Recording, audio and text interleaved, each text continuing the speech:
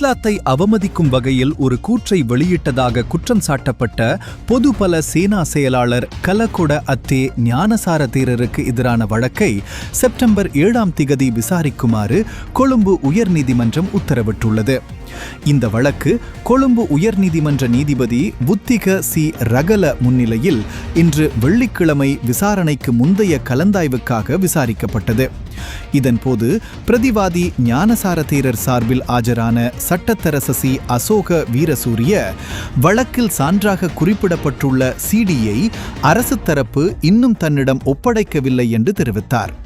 இந்த வழக்கு குறித்து சட்டமா அதிபருடன் கலந்துரையாடுவதற்கும் அதன் முன்னேற்றம் குறித்து அவருக்கு தெரிவிப்பதற்கும் ஒரு திகதியை வழங்குமாறு நீதிமன்றத்தை கேட்டுக்கொண்டார்.